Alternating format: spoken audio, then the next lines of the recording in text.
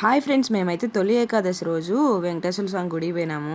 ఈ గుడిలో ఎంతమంది జనాలు ఉండరో, బద్వేల్లో ఉండే జనాలంతా గుడిలోనే ఉండరా అన్నట్టుగా ఉండరు, అంతమంది ఉండరు, ఎక్కడ పట్టనంత జనము.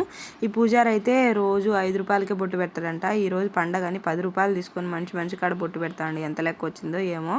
మేమైతే కాళ్ళు కడుక్కొని లోపల ప్రదక్షిణాలు తీయడానికి పోయినాము.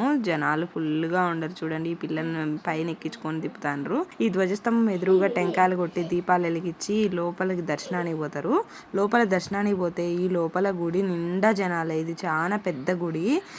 గుడి నిండా పట్టనంత జనం ఉండరు. మేమైతే లైన్ లేకపోలేక ఈ జనాల్లో పిల్లలతో కష్టమని బయట నుంచే దర్శనం చేసుకొని వచ్చేసినాం. వెంకటేశ్వర స్వామిని చూడండి ఎంత బాగా అలంకరించిండ్రో. చాలా బాగా జరిగింది మాకు దర్శనము. ఇంకా ఆడికి పోయిన తర్వాత నేను వచ్చినా కదా దుబాయ్ నుంచి, అందరూ మా వాళ్ళు అక్కడ కనిపించినారు. వీళ్ళంతా మా వాళ్ళే. మమ్మల్ని మేము కనపడతామని వీడియో తీపించుకున్నారు. లోపలనే ఉంటే దాని చుట్టూ 3 చుట్లు తిరిగి బయటకు వచ్చేసినాం. అన్నదానం కాడికి పోతే ఈడైతే పట్టనంత జనము. అసలు ఆ లైన్ లేకపోవాలంటేనే భయం వేస్తుంది. పిల్లలు అయితే మేము లోపలికి రాము అని ఏడుస్తా ఉన్నారు. అందుకే నేను బయట కూర్చొని ఉంటే మా అమ్మ మా నాన్న ఇద్దరు లైన్ లేకపోయి మాకు అన్నం తీసుకొని వచ్చిండ్రు. మొత్తానికి మాకు పప్పు, అన్నం, పచ్చడి దొరికింది. బయట కూర్చొని తినేసి వచ్చేసినాము. బయట బెలూన్స్, పీస్ మిఠాయి, మజ్జిగ ప్యాకెట్లు, ఐస్ క్రీమ్స్ అమ్మే వాళ్ళు అమ్ముతా అంటే ఫ్రీగా ఇచ్చేవాళ్ళు ఇస్తా ఉన్నారు.